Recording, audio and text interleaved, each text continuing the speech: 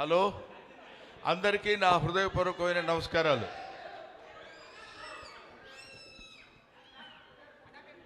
ఈరోజు ఇక్కడ జరుగుతున్న హ్యాంగ్మెన్ ఈ ఫంక్షన్కి నన్ను చీఫ్ గెస్ట్గా పిలిచారు. అవునా? చాలా చీప్. ఏంటి? ఓహో, చీఫ్ గెస్ట్గా పిలిచారు. నేను చీఫ్ గెస్ట్ అని ఎందుకన్నానంటే నోరు తిరగలేదు. ఏదో అలా ఇటు నుంచి అటు వస్తే కారు వేసుకుని ఇక్కడికి వస్తే మేము ఇక్కడ ఉండి మిమ్మల్ని రిసీవ్ చేసుకుంటాం, మీరు వెళ్ళిపోవచ్చు, 3:45 4 o'clock ఇక్కడ ఉండండి అని చెప్పారు. అది చాలా ఆనందకరమైనటువంటి విషయం. దాన్ని చీఫ్ గెస్ట్ అంటారు, చీఫ్ గెస్ట్ అంటారో నాకు తెలియదు. సో ఏదేమైనా ఈరోజు ఈ ఫంక్షన్కి నేను ఇక్కడికి రావడానికి ముఖ్య కారణం, నాకు అజయ్ మైసూర్ గారు, ఆయనతో పెద్ద పరిచయం లేదు. ఆ తర్వాత డైరెక్టర్ గారు, ఆయన విహాన్ గారు, ఇక్కడే చూశాను నేను, ఆయనతో కూడా పెద్ద పరిచయం లేదు. కానీ ఈ టీం కూడా సిన్సియర్గా చెప్పాలంటే నాకు వాళ్ళు పరిచయం లేదనుకంటే వాళ్ళకి నేను పరిచయం లేదు. ఎందుకంటున్నానంటే ఆ మాట, వీళ్ళందరూ ఎవరూ తెలియకపోయినా ఈ ఫంక్షన్లో నేను మాట్లాడటానికి ఎందుకు వచ్చానంటే, the title of the film hangmen. Hangmen అంటే ఏంటి, ఆడ మానసిక స్థితి ఎలా ఉంటుంది, అతను ఎలాంటి పరిస్థితుల్లో తన జీవనాన్ని గడుపుతాడు అనేది ఒక్కసారి మనం ఆలోచిస్తే, మనం అనేక రకాలైనటువంటి జీవనోపాధితో బతికేటువంటి వాళ్ళని చాలామందిని మనం చూస్తూనే ఉంటాం మన లైఫ్లో. మన 24 క్రాఫ్ట్స్ ఉన్నాయి మన ఫిలిం ఇండస్ట్రీ వరకే. అలాంటిది అనేక రకాలైనటువంటి జీవనోపాధి కలిపేటువంటి వాళ్ళది వేరు. ఒక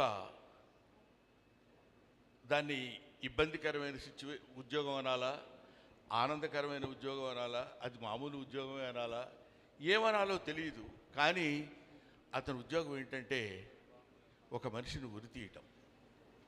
ఉరితీసే మనిషి యొక్క భావోద్వేగాలు ఎలా ఉంటాయి, వాడి జీవన విధానం ఎలా ఉంటుంది, ఎలా గడుపుతాడు అతను.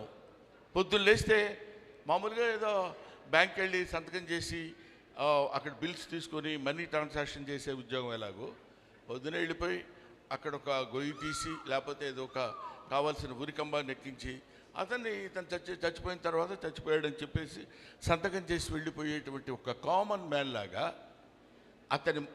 అతను పడేటువంటి మానసిక వ్యధ ఎలా ఉంటుంది అనేది మిస్టర్ విహాన్. ఇతను అసలు ఈ సినిమా, నేను కూడా చాలా సినిమాల్లో యాక్ట్ చేశాను. ఈ సినిమా ఈ స్టోరీతో తీయాలి అనేటువంటి ఇట్లాంటి చాలా జరుగుతుంటాయి, కంగారు పడద్దు. నేను ఇందాక లక్కీగా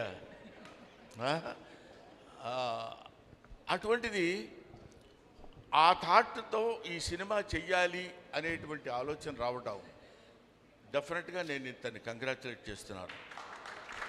ఎవరు ఆ టైప్ ఆఫ్ థింకింగ్ నాకు తెలిసి చాలామంది ఇబ్బంది పడ్డారు. అలాంటి క్యారెక్టర్స్ ఊరికి అట్లా మధ్యలో ఒక సీన్ 2 సీన్లో వచ్చేసి వెళ్ళిపోయింది. కానీ హ్యాంగ్మెన్ బేస్డ్గా తీసినటువంటి సినిమా. తర్వాత ఈ సినిమా ఇండస్ట్రీలో ఏంటంటే కొంతమందికి బాగా కలిసి వస్తుంది సినిమా అంటేనే అది కలిసి రావటమే సినిమా. కుదరాలి అంటాం చూడండి, వాడికి బాగా కుదిరేసిందిరా అంటాం. అలా సినిమా అంటే అలా కలిసి రావాలి. నాకు తెలిసి బ్రహ్మాజీ ఒక మంచి విషయం ఉన్నటువంటి నటుడు. ఇందాక అమ్మాయి చెప్పినట్టు హీజ్ ఏ హీరో ఫ్రెండ్గా చేయగలడు, కమెడియన్గా చేయగలడు, విలన్గా చేయగలడు, విలన్ అసిస్టెంట్గా చేయగలడు, హీరోగా చేయగలడు. ఏ క్యారెక్టర్ ఇచ్చినా సరే చేసి పడ్డించగలిగినటువంటి అద్భుతమైన సత్తా ఉన్న వ్యక్తి బ్రహ్మాజీ. అటువంటి బ్రహ్మాజీకి సరైనటువంటి ఫుడ్ పడలేదే ఇంతవరకు అని ఆలోచించే వాళ్ళల్లో అతని మిత్రుడుగా నేను ఒకడిని. ఇంతవరకు మంచి ఛాలెంజింగ్ క్యారెక్టర్, ఇంతకుముందు గణ అనే ఒక సినిమా చేశాడు, అది కూడా మంచి క్యారెక్టర్ చేశాడు, కానీ అతను గుర్తింపు రాలేదు. కానీ ఈ హ్యాంగ్మెన్ అనే సినిమా తనకి దొరకటం, అతని పెర్ఫార్మెన్స్ ఇప్పుడే మనం ట్రైలర్లో చూసినప్పుడు మనకు అనిపించింది. ఒక అద్భుతమైనటువంటి పెర్ఫార్మెన్స్ చేశాడు, చెయ్యగలడు. చేయటానికి కావలసినటువంటి ఆహారం ఇప్పుడు దొరికింది కాబట్టి అతను దీన్ని ఒక అద్భుతమైనటువంటి విజయాన్ని సాధిస్తాడు, ఈ సినిమా ద్వారా అందుకుంటాడని నేను మనస్ఫూర్తిగా కోరుకుంటున్నాను. నేను కేవలం నాకు ఈ బ్రహ్మాజీ అంటే ఇప్పుడు ఇలా కనపడుతున్నాడు, కానీ ఎప్పుడో భూమి పుట్టినప్పుడు పుట్టాడు. మాకంటే చాలా సీనియరా కాదా? కరెక్ట్. ఎప్పటివాడివిరా నువ్వు, నీకు తెలీదు, నువ్వు అలా బతికేస్తున్నావు. కానీ ఇండస్ట్రీలో ఎప్పటి నుంచో ఉన్నటువంటి బ్రహ్మాజీ మమ్మల్ని అందరినీ చక్కగా దగ్గరికి తీసుకుని పైకి వస్తావే పర్వాలేదని మమ్మల్ని ఎంతో దాన్ని ఏమంటారు మంచి మాటలు చెప్పి పైకి తీసుకొచ్చినటువంటి మహానుభావుడు ఆయన. ఈ వృద్ధాప్యంలో కూడా ఇలాంటి సినిమాల్లో చేసి మెప్పించగలుగుతున్నాడంటే మనందరికీ ఎంతో ఆనందకరమైనటువంటి విషయం.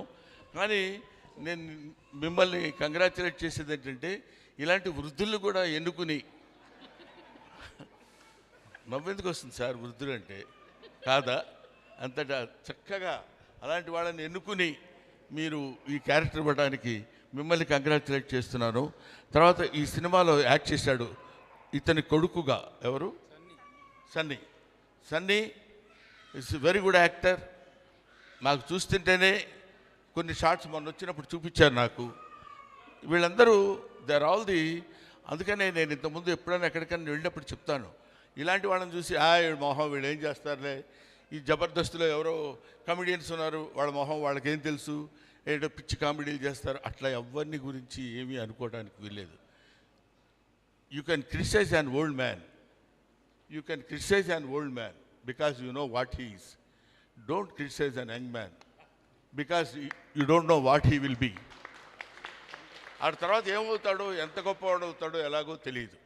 కాబట్టి అటువంటి ఒక అద్భుతమైనటువంటి క్యారెక్టర్స్ని ఎన్నుకుని ఎలా చేయించుంటాడు. సినిమా అంతా నేను చూడలేదు, సినిమాలో కొంత పార్ట్ మాత్రం చూశాను.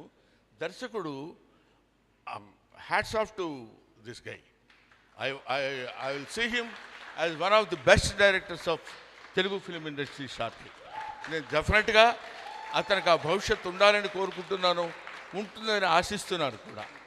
ఎందుకంటే ఇలాంటి వాళ్ళు ఉన్నప్పుడే, ఇప్పుడు మేమంతా కొంచెం పెద్ద బళ్ళు అయిపోయి వెనక్కి వెళ్ళిపోతున్న రోజుల్లో ముందుకు దూసుకొస్తున్నటువంటి వాళ్ళు యంగ్స్టర్స్ ముందుండాలి. అది వీళ్ళ నుంచి వచ్చినటువంటి వెలుగే తెలుగు చలనచిత్ర పరిశ్రమకు కాదు, భారతీయ చలనచిత్ర పరిశ్రమకు కూడా వీళ్ళ యొక్క కాంతి, వీళ్ళ యొక్క light will be distributed to entire India. అందుకని వీళ్ళు ప్యాన్ సినిమాలు తీయాలని, గొప్ప సినిమా అవ్వాలని మాత్రం నేను మనస్ఫూర్తిగా కోరుకుంటున్నాను. వీళ్ళందరికంటే ఒక అమ్మాయి గురించి నేను మాట్లాడాలి. ఆ అమ్మాయి నందిని రెడ్డి. ఈ అమ్మాయి అసిస్టెంట్ డైరెక్టర్గా లిటిల్ సోల్జర్స్ సినిమాలో నాతో పనిచేస్తుంది. లిటిల్ సోల్జర్స్ అని, అది ఎన్ని సంవత్సరాలు అయిందమ్మా? కమిట్ అవ్వట్లా. నీ గురించి కాదు. కాబట్టి నందిని రెడ్డి రీసెంట్గా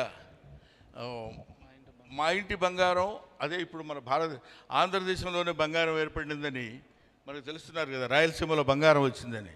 అలాగే మన ఇంటి బంగారం నందిని రెడ్డి కూడా చీఫ్ గెస్ట్గా ఇవాళ ఇక్కడికి వచ్చి, ఇది ముక్తసరిగా అందంగా గంగిగోగుపాల్లాగా ఉన్నటువంటి ఈ మీటింగ్ నాకు చాలా నచ్చింది, చాలా ఆనందంగా ఉంది.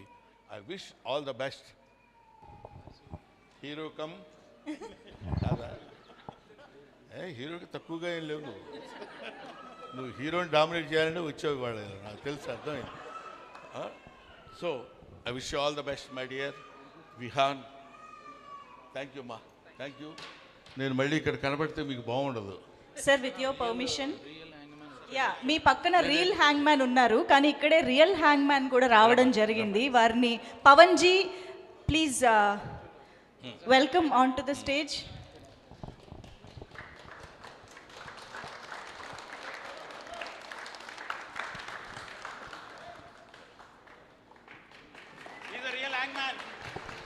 హలో, ఈయన రియల్ హ్యాంగ్ మ్యాన్ అన్నారు. ప్రభాకర్ గారు రావాలి. ఎందుకంటున్నానంటే ఈ రియల్ హ్యాంగ్ మ్యాన్ అని ఈ వ్యవస్థ అతి త్వరలో నశించిపోవాలని కోరుకుంటున్నాను. ఐ సిన్సియర్లీ విష్ గాడ్ ఈ వ్యవస్థ ఉండకూడదు. అప్పటి నుంచో మా తాతలు మా ఇది అంటే ఆ వ్యవస్థ ఉండకూడదని ఎందుకంటున్నారంటే హ్యాంగ్ చేయించుకుని ఉరి తీయించబడేటువంటి తప్పు ఏ మనిషి చేయకూడదని నా కోరిక.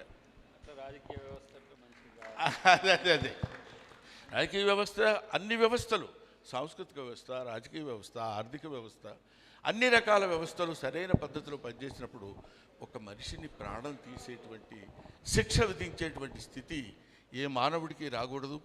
ఇంతోనే ఈ ఉరి శిక్ష అనబడేటువంటి హ్యాంగ్మెన్ అనబడేటువంటి ఆ వృత్తిని క్షీణించి నశించిపోవాలని నేను మనస్ఫూర్తిగా కోరుకుంటూ, ఈ సినిమా నీ ద్వారా పెద్ద హిట్ అయ్యి ఇది గొప్ప విజయాన్ని సాధించాలని నేను మనస్ఫూర్తిగా కోరుకుంటున్నాను. మా బ్రహ్మాజీని నాది బ్రహ్మ సగం కొట్టేశాడు. నేను బ్రహ్మ ఆనందాన్ని జీ గౌరవం దగ్గర ఆపేశాడు అర్థంకి. Thank you very much. Thanks a lot. Thanks అమ్మా. Thank you sir. సార్ ఒక్క గ్రూప్ పిక్చర్ సార్ మీరు ఇక్కడ